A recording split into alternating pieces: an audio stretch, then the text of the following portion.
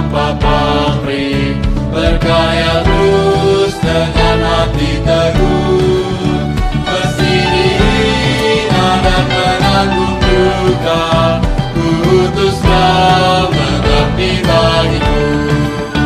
Ku utus kau membalut yang terluka, menolong jiwa sangat berkeluh, menanggung susah dan derita dunia.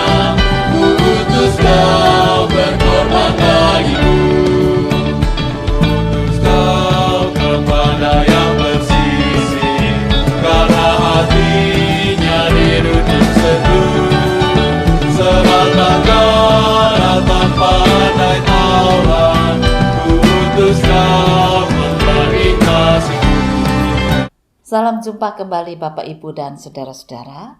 Kembali kita akan belajar dari firman Tuhan, dan kita akan belajar untuk menjadi orang-orang yang bisa menguatkan orang lain, bahkan menyelamatkan, sekalipun kita ini cuma lemah, ya, sekalipun kita ini kecil, tetapi dengan kelembutan yang Tuhan karuniakan, kita akan mempunyai kekuatan yang besar.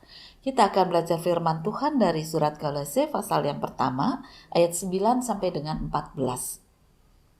Surat Kolose pasal yang pertama, ayat 9 sampai dengan 14. Mari kita akan awali dengan bersama-sama berdoa. Tuhan Yesus, kami mau bersyukur bahwa teladan yang Engkau nyatakan kepada kami dapat menjadi kekuatan untuk kami hidup sebagai orang-orang yang penuh dengan kesabaran, kelembutan, tetapi dengan kekuatan besar untuk menyelamatkan sesama kami di dalam Tuhan kami Yesus Kristus.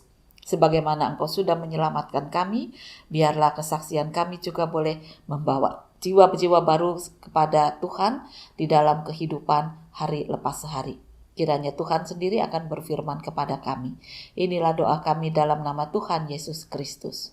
Amin.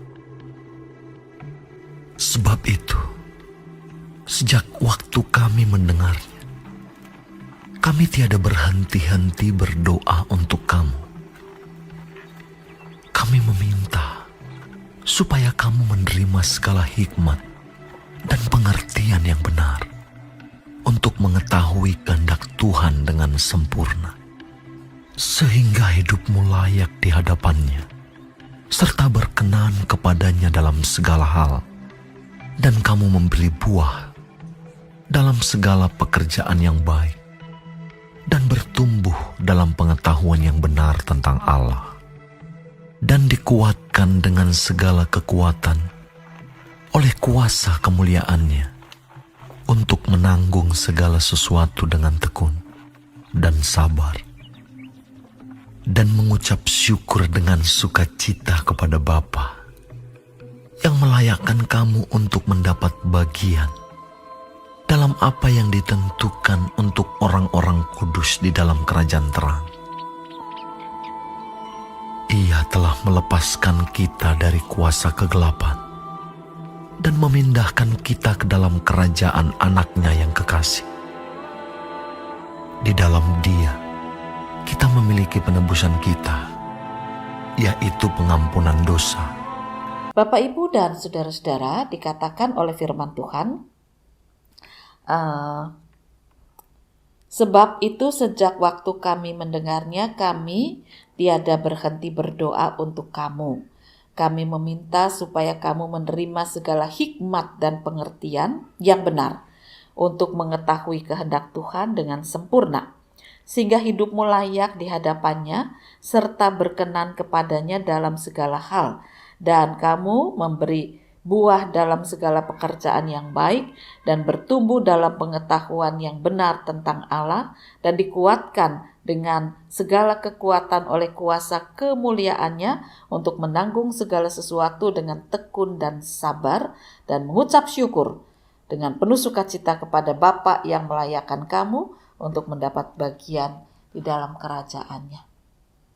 Bapak, Ibu, dan saudara-saudara, firman Tuhan ini mau mengingatkan kepada kita supaya kita hidup dengan penuh ketekunan, kesabaran, tetapi punya kekuatan yang tidak terkalahkan. Jadi kekuatan itu bukan karena tubuh kita, bukan sekedar karena kepandaian, bukan karena ambisi, tetapi karena kelembutan Tuhan Yesus yang ada dalam diri kita, memampukan kita bertahan di tengah kehidupan yang serba susah saat ini. Ada seorang anak muda yang hidup zaman perang Nazi dulu. Lalu cerita ini menggambarkan ketika pemuda itu harus menjadi tentara melawan Nazi. Jadi sebetulnya Nazi itu lawannya. Pemuda ini berasal dari Finlandia, ya, bernama Karsten. Nah, Karsten ini kemudian di dalam peperangan dia mengalami cedera. Akhirnya dia pulang. Ya. Dia tidak bisa lagi berjalan dengan sempurna. Setelah diobati, dioperasi, dia tidak bisa jalan dengan sempurna. Akhirnya dia bingung, saya harus berbuat apa? Suasana masih perang, ya, jalan tidak bisa, masuk tentara lagi sudah nggak bisa. Akhirnya dia bertemu dengan tetangganya yang menjadi tukang pijet. Zaman dulu di sana tukang pijet juga laku, ya. Dia belajar mulai pijat. Ketika dia sudah mulai pandai memijat, lalu dia mulai memijat tentara-tentara yang kesakitan. Ya, ketika ada tentara itu ketembak tangannya, untuk menahan sakit dia pijat dulu sebelum dioperasi. Ya. Ataupun setelah operasi, biusnya zaman dulu juga kan beda dengan sekarang. Tentara itu dibantu pijatnya sehingga ya meringankanlah penderitaan. Tapi kemudian dia juga bisa menolong yang pusing, yang letih, ya, yang lelah, yang sakit perut dan macam-macam bisa dipijat gitu. Ya, sampai berita itu ke telinga pimpinan Nazi, salah satu pimpinan Nazi. Dia sering sekali sakit perut, jadi mungkin dia punya sakit mah atau apa gitu, ya. Panggil, padahal ini musuh. Ya. Karsten ini sudah ketakutan akan ditembak, tetapi kemudian petinggi Nazi itu mengatakan, selama aku bersama dengan kamu, kamu tidak akan mati. Ya. Tapi yang jelas kamu harus menolong aku, menuruti perintahku. Akhirnya ya dia mulai kerja di situ sebagai pemijat. Ya. Malam ketika dia tidur dipanggil dia harus bangun. Ya. Subuh ya harus bangun, pagi, siang, pokoknya jam berapa saja dia harus siap untuk memijat petinggi Nazi ini. Petinggi Nazi ini orangnya kasar, ngomongnya jelek, ya, misuh gitu. Seringkali Karsten ini dicaci maki tanpa sebab yang jelas. Ya, Karsten hanya sabar saja, diam saja, ya. Tapi dia punya tekad. Bagaimana dia bisa menaklukkan hati petinggi Nazi ini untuk menyelamatkan teman-temannya yang dia dengar akan ditembak mati.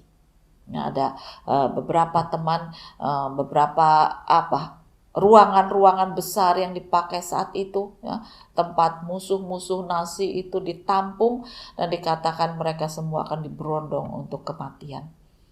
Nah, Karsten ini berdoa tiap malam kepada Tuhan Yesus. Bagaimana dia yang cacat tetapi bisa dipakai.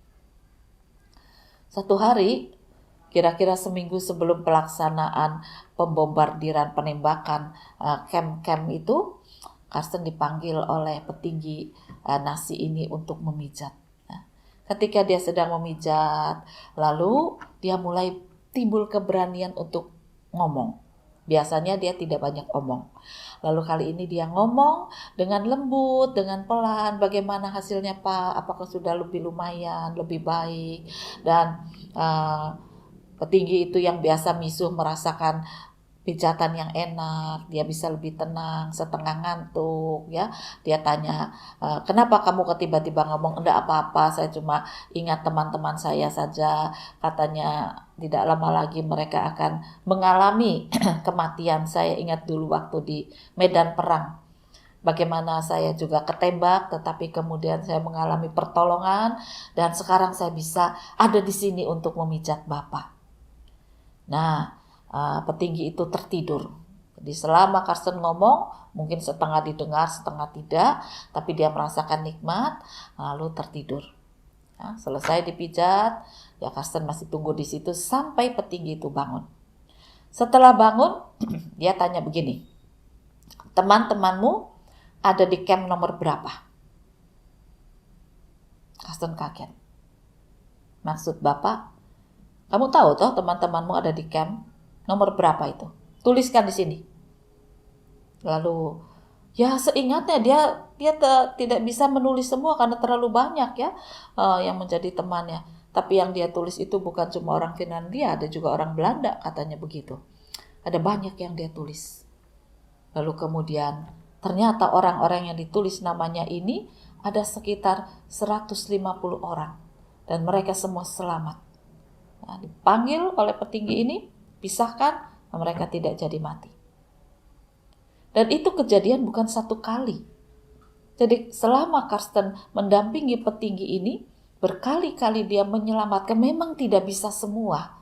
Karena ya situasi, lalu jiwanya petinggi ini juga kadang-kadang menolak, tapi kadang-kadang menjadi lembut dan menuruti permintaan Karsten ini. Tetapi ratusan jiwa bisa diselamatkan. Dan oleh karena itu mereka semua sangat berterima kasih. Karena apa yang dilakukan Karsten ini akhirnya sampai juga ke telinga pemerintah Finlandia, pemerintah Belanda, bahwa di dalam sana ada musuh sebetulnya. Tetapi yang bisa dengan kelembutan namun punya kekuatan dari Tuhan, dia berkarya untuk menyelamatkan. Roh Tuhan bekerja atasnya. Dia cacat tetapi dia punya hati baja. Namun ketika dia menyampaikan kepada petinggi nasi itu disampaikan dengan kelembutan, dengan kesabaran. Kalau bicara pun dia sangat hati-hati, ditoto katanya supaya menyenangkan petinggi itu. Dengan segala kesabaran kelembutannya dia berbicara. Ya.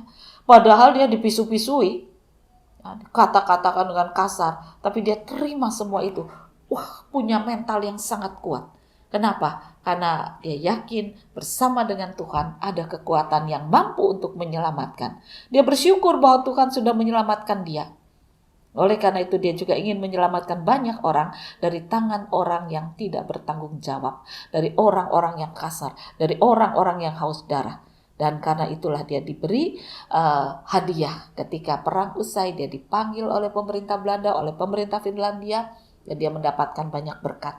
Baru kemudian dia membangun rumah tangga. Bapak, Ibu, dan saudara-saudara, firman Tuhan juga mengingatkan hal yang sama. Bagaimana kita ini hidup di tengah suasana susah tetapi dikuatkan dengan segala kekuatan oleh kemuliaan Tuhan.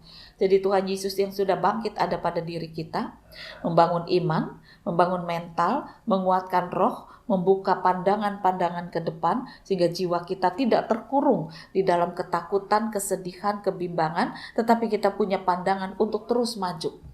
Nah, mungkin ada batasan-batasan yang masih harus dilakukan secara tubuh.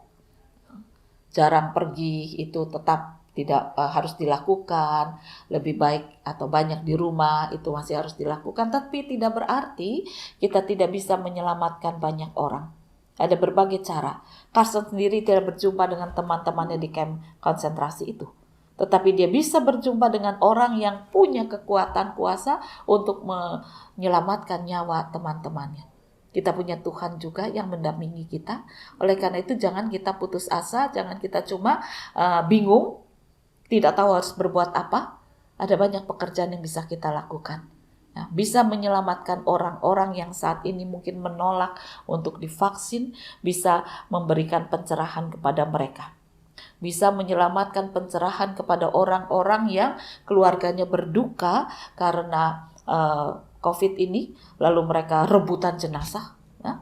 Kita bisa sadarkan, kita bisa bicara dengan pelan, dengan baik, supaya keluarga yang ditinggalkan tidak terlalu jatuh di dalam kepedihan. Tetapi mereka boleh dibangkitkan dalam pengharapan. Kita mendengar juga ada banyak orang yang sedang susah karena tidak bisa bekerja. Mungkin kita termasuk di dalamnya. Tetapi kita bisa tetap menjadi penyelamat supaya kita tidak berputus asa dan orang lain juga tidak berputus asa. Ada banyak pekerjaan dan jalan rezeki yang Tuhan buka di luar dugaan, di luar pekerjaan kita yang lama.